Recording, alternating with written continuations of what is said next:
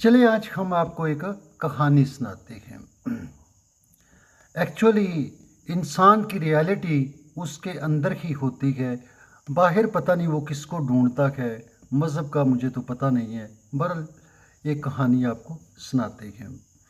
हुआ कुछ यूँ कि कोई बादशाह था और उसका वज़ीर बातदबीर हर साल गंगा जमुना जाता और गंगा में स्नान करता। जब वो चलता तो उसके रास्ते में एक चमार था, मोची था, जो जूते बना रखा होता और वो मोची को कहता, चलो चमार गंगा मैया को सलाम करते हैं।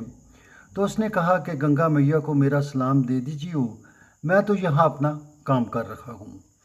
तो इस तरह वो साल ब साल चलता रहा। हर साल मोची अपना सलाम बेचता रहा। एक दफ़ा जब वो गंगा मैया पहुंचा तो गंगा से एक बहुत ही खूबसूरत कंगन बाहर आया और एक आवाज़ आई और कहा कि आपको वज़ीर साहब को कहा गया कि आप ये कंगन जो है वो उस मोची को दीजिएगा जो हर साल हमें सलाम बेचता है।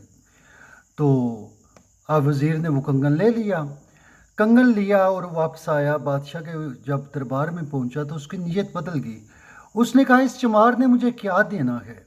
बेहतर ये है कि ये मैं कंगन बादशाह को दूं और बादशाह मुझे कोई अनायत करेगा, कोई चीज़ वो मुझे उसके बदले में देगा, मतलब जागीर वगैरह। अब इस लालच में उसने वो कंगन बादशाह को दिया। बादशाह ने मलका को दिया। मलका ने कंगन पहना। अपनी सहेलियों के साथ वो जा रही थी तो सहेलियों ने कहा, तुम्हारा कंगन तो बहुत ही प्यारा है, इसके जैसा कंगन हमने आज तक नहीं देखा।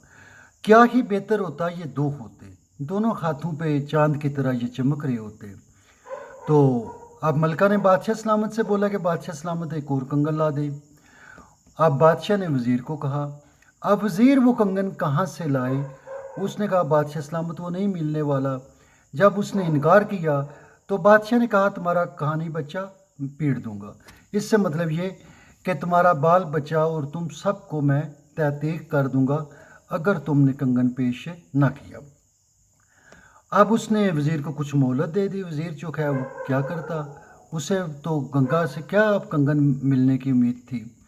तो अब वो सोचता रहा। थोड़ा सा जब टाइम रह गया, एक दो दिन, तो वो मोची के पास पहुंचा। उसने कहा, कम से कम मरने से पहले मैं अपने गुनाह का कबूल तो कर लूँ कि मैंने गुनाह किया था। तो वो मोची के पास जाता है, उसको बतलाता है कि ये सूरत हाल बनी। कंगन तुम्हारे लिए गंगा ने दिया था, मैंने बादशाह को दिया और आज वो कंगन जो है वो मेरी मौत का वो वजह बन चुका है।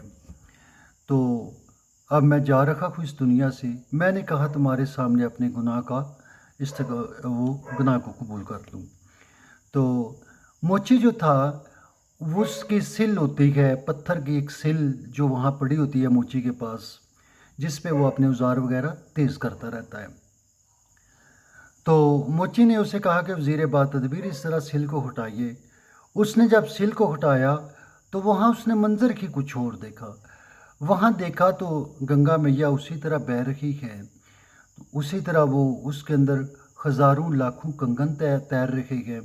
उसने कहा, वज़ीर साहब जो आपको चाहिए वो कंगन आप बीच में से निकाल लें और सिल को अपनी जगह पे रख दें।